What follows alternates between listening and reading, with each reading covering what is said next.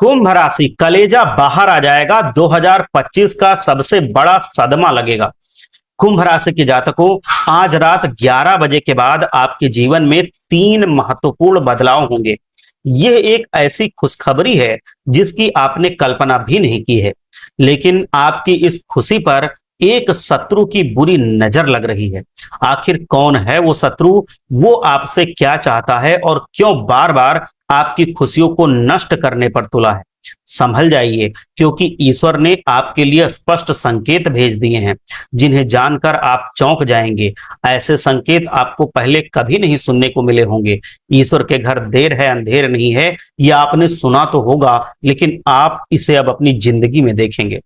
अब आपकी प्रार्थना भगवान तक पहुंच चुकी है और उन्होंने आपकी खुशियों के लिए स्पष्ट संकेत दिए हैं। वो संकेत मैं आपको बताऊंगा। जिन लोगों ने आपको इतने सालों तक रुलाया है, जिन्होंने आपकी खुशियों को बर्बाद किया है, वह अब आपके सामने झुकेंगे, तलवे चाटेंगे और अपनी नाक रगड़ेंगे। वह लोग अब आपके नाम की चर्चा करेंगे, आपको महान व्यक्तियों की श्रेणी में मानेंगे। जिनके सामने आपने हाथ फैलाए, जिन्होंने अपने काम के लिए आपका इस्तेमाल किया, अब उनकी आंखों से खून के आंसू निकलेंगे। अब आपको भाग्य या किस्मत के सहारे नहीं रहना, परमात्मा सीधा आपका भाग्य लिख रहे हैं। अब भगवान शनि देव ने आपका भाग्य लिख दिया है। आपकी किस्मत में क्या क्या लिखा है, आपको किन खुशियों के संकेत मिल रहे हैं, इसको ढंग से समझ लीजिए। ये घटनाएं सामान्य नहीं है। ऐसी चीजें होने वाली हैं जिनके लिए आप कई सालों से तरस रहे हैं। हम जानते हैं कि आपने अकेले में बहुत आंसू भी बहाए हैं। आपने अपनी खुशियों को कई बार खो दिया है। आपने परेशानियां झेली हैं। आपने दलदल में रहना भी सीखा है। खुशियां आपके घर तक आती थी, लेकिन दुश्मनों की चाल की वजह से टिक नहीं पाती थी, वापस चली जाती थी। बार बार आपकी खुशियों को नजर लग जाती थी, बाधा आ जाती थी और मुंह में आता हुआ लड्डू छिन जाता था। लेकिन अब ये सब एक पल में बदल जाएगा। बस आज की ये वीडियो अंत तक ध्यान से देख लेना, क्योंकि सारी चीजें इसी में आपको समझने को मिलेंगी। सीधे शब्दों में कहूं तो ये वीडियो आपके लिए वरदान से कम नहीं है। ऐसी चमत्कारी वीडियो सालों में कहीं एक बार बनती है, इसीलिए इसको ढंग से समझना, पूरा समझना और इसको अपने जीवन में उतार लेना। देखिए, सबसे पहले वीडियो में आगे बढ़ने से पहले बजरंगबली महाराज के जो सच्चे भक्त हैं वो वीडियो को लाइक करें और एक बार कमेंट में जाकर के बजरंगबली महाराज का जयकारा लगाएं। हनुमान जी महाराज आपकी सभी मनोकामनाएं पूरी करेंगे। देखिए, पिछले 5 सालों से आपने अपने जीवन में बहुत मेहनत की है। आपने मेहनत करने में कोई कसर नहीं छोड़ी है, लेकिन फिर भी आपको कदम कदम पर धोखा मिला है। आपने अपने ही लोगों से अपनी खुशियों को बर्बाद होते देखा है। ऐसा क्यों? ये बात आपको आज तक समझ में नहीं आई है। आपने दिन रात एक एक करके मेहनत की, लेकिन फिर भी आपको वो परिणाम नहीं मिल पाए जिसके आप असली में हकदार थे। जबकि दूसरे लोग, आपके अड़ोस पड़ोस में रहने वाले, आपके रिश्तेदार नातेदार, आपके पटीदार, आपसे कम मेहनत करके भी आपसे ज्यादा परिणाम देख रहे हैं। पैसा, धन, दौलत सब कमा रहे हैं। कुछ लोग तो बिना मेहनत के ही जीवन में बहुत कुछ पा रहे हैं। तो इसका क्या मतलब है कि आप गलत तरीके से मेहनत कर रहे हैं? नहीं दोस्तों, आप मेहनत तो सही दिशा में सही तरीके से कर रहे हैं, लेकिन आप कुछ गलत लोगों पर भरोसा कर रहे हैं जो बार बार आपकी खुशियों में जहर घोल रहे हैं, और इसीलिए आपका सब कुछ बंधा हुआ है। आप जीवन में आगे नहीं बढ़ पा रहे हैं। बार बार वो बर्बाद करने की साजिशें रच रहे हैं। आपको बस समय रहते ही उन लोगों का साथ छोड़ना है। कुछ झगड़ा लड़ाई नहीं करनी है, सिर्फ उनका साथ छोड़ना है। जब किसी ही घर में धीरे धीरे खुशियां आने लगती हैं, जब इंसान जीवन की कठिनाइयों से जूझकर, संघर्षों के आगे बढ़कर, मेहनत और ईमानदारी से थोड़ा आगे बढ़ने लगता है, जब उसकी किस्मत मुस्कुराती है, तो आसपास में बहुत सारे लोग उनसे जलने लगते हैं। और अब वो रिश्तेदार, नातेदार, अड़ोसी पड़ोसी, आसपास के लोग पूरी तरह से आपको बर्बाद करना चाहते हैं। वो मुबारकबाद तो देते हैं, लेकिन अंदर ही अंदर उनके मन में, उनके दिलो दिमाग में ईर्ष्या और द्वेष की आग जल रही होती है। उन्हें यह सब सहन नहीं होता कि जिस परिवार को उन्होंने कभी गरीबी में देखा था, जिसकी मां किसी के यहां बर्तन मांजती थी या गरीबी में दिन बिताने पड़ते थे, अच्छे से खाने को नहीं था, कपड़े पहनने को नहीं थे, जिसका बाप खेतों में मजदूरी करता था, वो आज शहर में कैसे घर बना रहा है। कैसे उसके बच्चे अच्छे स्कूल में पढ़ रहे हैं। उनके बेटे पहले बाइक के लिए तरसते थे और आपके पास कार आ गई तो उससे लोग जलने लगते हैं। बार बार आपकी खुशियों को, कार हो ना हो, बहुत बड़ी महंगी घर हो ना हो, लेकिन जो छोटी मोटी खुशियां हैं उनको भी देख करके लोग जल रहे हैं। वह बार बार आते हैं, चेहरे पर तो मुस्कुराहट रखेंगे वो आपको फंसाने के लिए, लेकिन उनके मन में एक सवाल होता है कि मैं इसकी कोई एक कमजोरी कैसे पकड़ूं, मैं इसको बर्बाद कैसे करूं, इसने इतना पैसा कहां से कमाया। जैसे ही संदेह आता है वैसे ही नजर लगती है और फिर शुरू होता है असली खेल। वो आपके घर की दीवारों को छूते हैं, रसोई के बर्तनों पर हाथ लगाते हैं, पूजा घर के दीपक को छू जाते हैं और किसी भी वस्तु को बिना इजाजत के छूकर चले जाते हैं। वो आपके घर पर पूरी तरह से नजर दोष लगा के जाते हैं, क्योंकि वो स्पर्श, वो स्पंदन, वो कंपन आपके घर की ऊर्जा के साथ मिल जाता है और फिर आपको वहां पे आलस्य आएगा। फिर वहां पर आपके घर में लड़ाई झगड़ा होगा और आपके घर में विकास की बातें नहीं होंगी, सिर्फ फालतू की बातें होंगी। आपका घर पूरी तरह से बर्बाद होने लगेगा। और फिर आप ये सोचेंगे कि अचानक से पति पत्नी में झगड़े क्यों होने लगे, बच्चे जो पहले पढ़ाई में अव्वल थे वो फेल कैसे होने लगे, जो व्यापार दुगनी रफ्तार से चौगुनी रफ्तार से बढ़ रहा था वो घाटे में कैसे चला गया।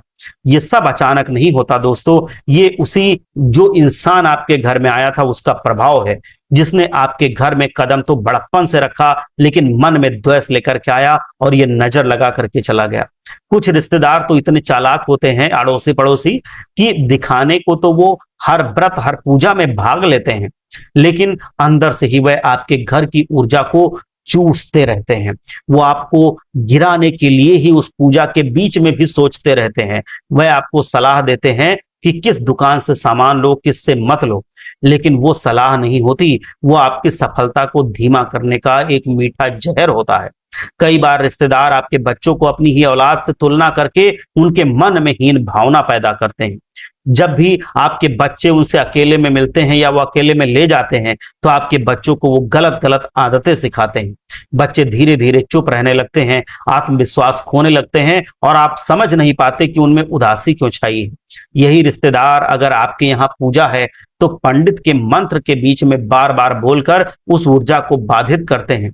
कभी कभी वह पूजा के समय जानबूझकर कुछ उल्टी सीधी बातें करके वाद विवाद करवाने की एक साजिश रचते हैं। आपको लगता है कि सब कुछ सामान्य है, लेकिन ये एक बहुत गहरी साजिश और योजना के तहत होता है। आपके सुख को ग्रहण लगाने की ये योजना है।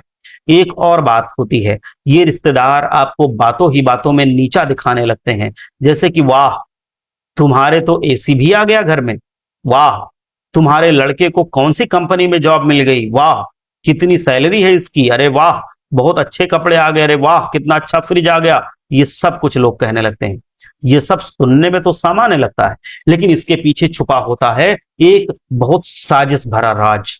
गिन गिन कर वो आपके जो प्रयास से, मेहनत से आई हुई सफलता है उसको खराब करने की कोशिश की जाती है। और ये जलन जब सीमा पार कर जाती है तो वही लोग या तो किसी तांत्रिक के पास जाकर के आपके नाम से कुछ करवाते हैं या फिर आपके घर में बैठ करके आपकी फोटो पर बुरे विचार भेजते हैं। ये सुनने में अजीब लगता है लेकिन ये सच है। नजर सिर्फ आंखों से नहीं लगती, विचारों से भी लगती है। अगर कोई व्यक्ति बार बार आपके बारे में सोचकर आपके खिलाफ नकारात्मक ऊर्जा भेज रहा है तो वो धीरे धीरे असर करना शुरू करती है। फिर चाहे आपके घर में बच्चा बार बार बीमार पड़े, पालतू जानवर मर जाए या घर में बिजली के उपकरण खराब होने लगे, ये सब उसी ऊर्जा के तहत होता है, नकारात्मक शक्ति के प्रभाव से होता है। कुछ रिश्तेदार तो इतने चालाक होते हैं कि वह आपकी पत्नी के साथ अकेले में बातें करके उसे यकीन दिला देते हैं कि तुम्हारा पति तो अब बदल गया है, और फिर रिश्तों में दरार पैदा होने लगती है। कई बार तो बहनें, बुआएं, मौसियाएं सब कुछ ऐसे व्यवहार करती हैं जैसे उन्हें आपकी चिंता है, लेकिन अंदर ही अंदर वह चाहती हैं कि आपके घर की लक्ष्मी वापस उनको मिल जाए या आपके घर से चली जाए, आपके घर में कलह हो जाए, आपके घर में द्वेष हो जाए और आपकी खुशियां छिन जाएं। यही नहीं, जब आप कोई नया वाहन, नया घर बनवाते हैं, नया व्यापार शुरू करते हैं तो वह आपकी बधाई नहीं सवाल भेजते हैं, और यही सवाल बन जाते हैं आपके भविष्य की रुकावटें। रिश्तेदारों का सबसे बड़ा हथियार होता है तुलना करना। हमारे लड़के ने तो अमेरिका में एमबीए किया, तुम्हारे लड़के ने क्या किया। हमारा लड़का तो वहां से इंजीनियर बन गया, डॉक्टर बन गया, तुम्हारा लड़का क्या बन गया? हमारा लड़का तो सरकारी नौकरी कर रहा है, तुम्हारा लड़का क्या कर रहा है? हमारा लड़का तो इतने पैसे कमा रहा है, तुम्हारा लड़का क्या कर रहा है? जैसे ही ये होने लगे, ये समझ लेना कि वो इंसान आपका गुप्त शत्रु है। ये मैं डंके की चोट पे कह सकता हूं। तुम्हारा घर तो अब ठीक ठाक बन गया, लोग ये कहेंगे, लेकिन तुम्हारे पापा इतने पैसे कैसे लाए, ये लोग कहेंगे। तो समझ लेना कि वो जल रहा है आपसे। ये सब बातें ना केवल आपके आत्मविश्वास को तोड़ती हैं, बल्कि आपकी शांति भी छीन लेती हैं। अगर आप ध्यान देंगे तो पाएंगे कि जब जब ऐसे लोग घर में आते हैं, तब तब घर में क्लेश, अशांति और नुकसान बढ़ता है। और जब आप रिश्तेदारों को टोकते हैं या दूरी बनाते हैं, तो वही लोग समाज में आपके खिलाफ बातें फैलाते हैं कि बड़े लोग बन गए हैं ये, अब रिश्तेदारों को पहचानते नहीं, हमको तो भूल गए हैं। लेकिन आपको समझना होगा, तो रिश्ते खून से नहीं, ऊर्जा से चलते हैं। अगर आपस में वो ऊर्जा का बंधन है, तो रिश्ते बहुत अच्छे चलेंगे। अगर वो ऊर्जा का बंधन टूट गया, तो वो रिश्तों को टूटने में देर नहीं लगेगी। इसीलिए आज से ही अपने घर के दरवाजों पर केवल उन्हीं लोगों को आने दीजिएगा जिनकी भावना शुद्ध हो, जो आपके दुख में भी साथ खड़े हों, क्योंकि सुख के समय तो शत्रु भी बधाई देने आ जाता है। और अंत में एक बात, घर में अगर हर बार रिश्तेदारों के आने के बाद कुछ उल्टा होने लग रहा है, तो ये ईश्वर का संकेत है कि वो व्यक्ति अब आपके घर की ऊर्जा को अनुकूल नहीं, प्रतिकूल कर रहा है। पहचानिए उस इंसान को, सजग रहिए उससे, अपने घर की खुशियों को अपने अब उन लोगों से बचाइए, क्योंकि ये आपके अपनों के भविष्य का सवाल है। क्योंकि ये वही लोग हैं जो बाहरी नहीं, भीतरी विनाश के कारण बन रहे हैं। हर इंसान जीवन में सफलता चाहता है, लेकिन बहुत कम लोग होते हैं जो ये सोचते हैं कि उन्हें मिला है वो क्यों मिला है, और जो नहीं मिला वो क्यों नहीं मिला, क्यों के पीछे भागना होता है। बहुत बार हम भगवान को कोसने लगते हैं, किस्मत को दोष देने लगते हैं, लेकिन कभी अपने कर्मों पर, अपनी आदतों पर, अपनी सोच पर सवाल नहीं उठाते। ये सबसे बड़ी गलती है। दरअसल जीवन में सबसे बड़ा शत्रु बाहर नहीं होता, वो हमारे भीतर बैठा होता है, यहाँ यहाँ पूरे शरीर में, हमारे फैसलों में, हमारे स्वभाव में, हमारी बोलचाल में, हमारे क्रियाकलाप में, व्यवहार में वो शत्रु घर कर चुका होता है। जीवन की आम गलतियां जिनसे बचना चाहिए, ये आपके लिए पूरी तरह से समझ लो रामबाण साबित होंगी। इनको कहीं लिख लेना या समझ लेना। देखिए, जल्दी भरोसा आप कर लेते हैं। हम बहुत जल्दी लोगों को अपना मान लेते हैं, अपनी बातें बता देते हैं, अपने राज खोल देते हैं, अपनी कमजोरियां लिखा देते हैं। जबकि सच्चाई तो यह है कि दुनिया में 90% लोग सिर्फ इसलिए करीब आते हैं ताकि आपकी जानकारी से वो अपना फायदा कर सकें। जब आप किसी को जल्दी अपना मान लेते हैं, तो आप उसे वो चाबी दे देते हैं जिससे वो समय आने पर आपके आत्मविश्वास का दरवाजा बंद कर सकता है। अगली बात है, हर किसी से अपनी तकलीफें साझा करना। कई लोग होते हैं, उनका मन हल्का हो जाता है, लेकिन ध्यान रखिए, जिसके सामने आप अपना मन हल्का कर रहे हैं, मैं बताऊं कि आप जिसके सामने भी अपना मन हल्का कर रहे हैं, उसका नेचर आप नहीं जानते। दुख बांटना अच्छी बात है, लेकिन सोच समझकर, क्योंकि अगर उसका नेचर अच्छा नहीं है, तो वह आपके दुख से परेशान नहीं होगा, वो उसके मजे लेगा, और फिर आपकी जिंदगी में और तकलीफें आएंगी, क्योंकि इससे ईश्वर रुष्ट होते हैं। अगला है दूसरों की जिंदगी से तुलना करना। आप सोशल मीडिया पर किसी को विदेश घूमते देखते हैं, गाड़ी चलाते देखते हैं, बड़े होटल में खाते देखते हैं, और फिर आप खुद को कमतर समझने लगते हैं।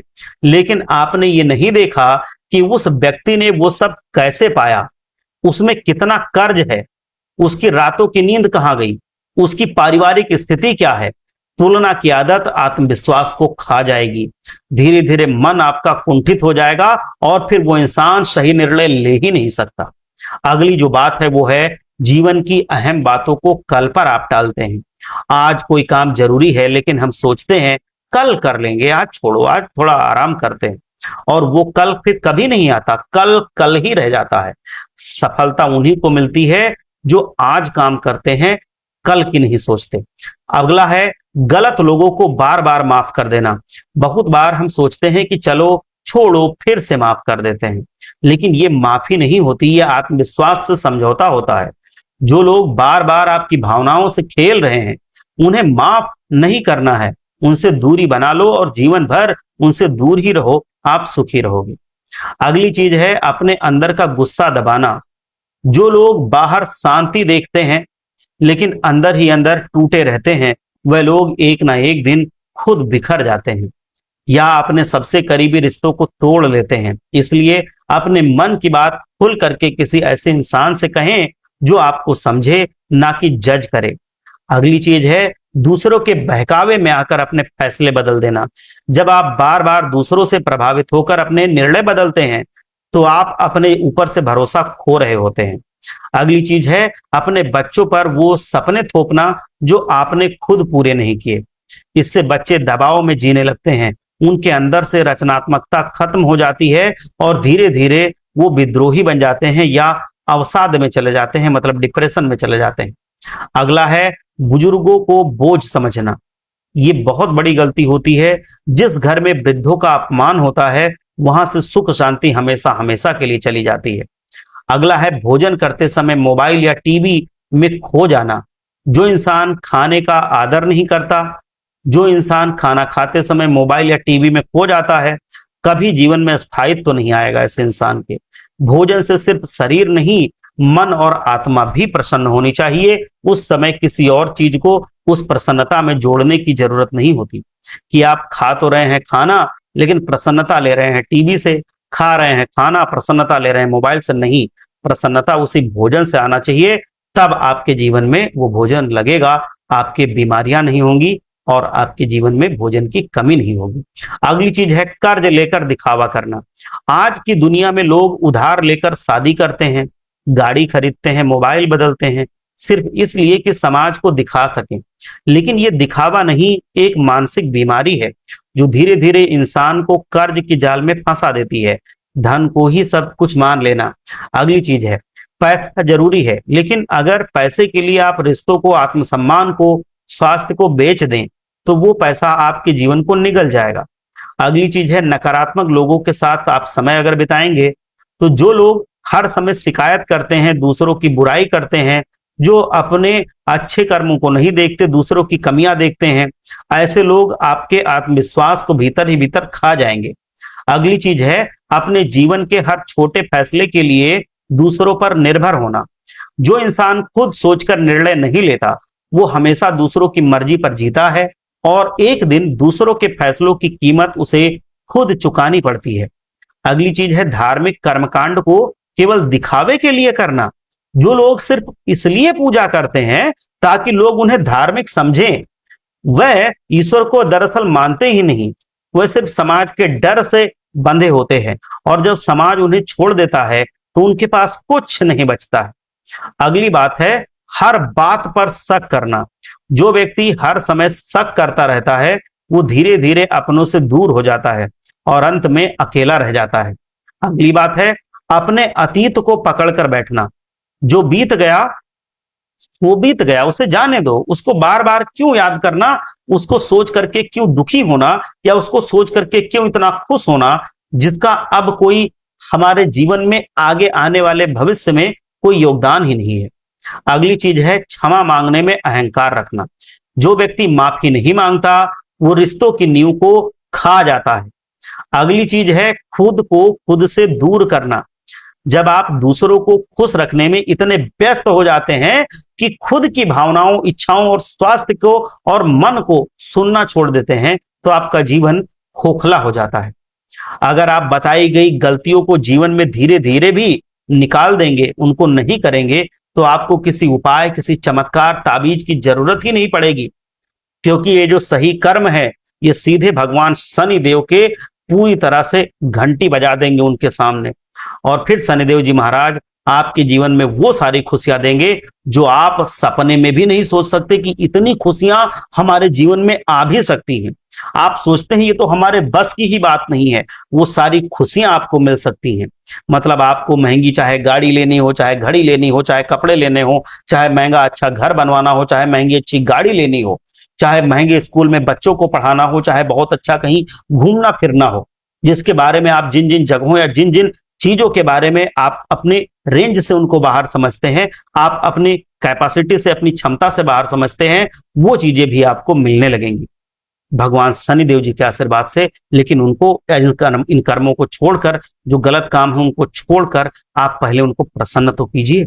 आप देखना फिर शनिदेव जी महाराज कैसे आपके जीवन को बदलते हैं। आप लोग स्वस्थ रहें, आप लोग पूरी तरह से भगवान भोलेनाथ आपके ऊपर विश्वास बनाए रखें, आपको आशीर्वाद देते रहें। आप एक बार सच्चे मन से जयकारा लगाइए, हर हर महादेव, जय शनिदेव जी महाराज।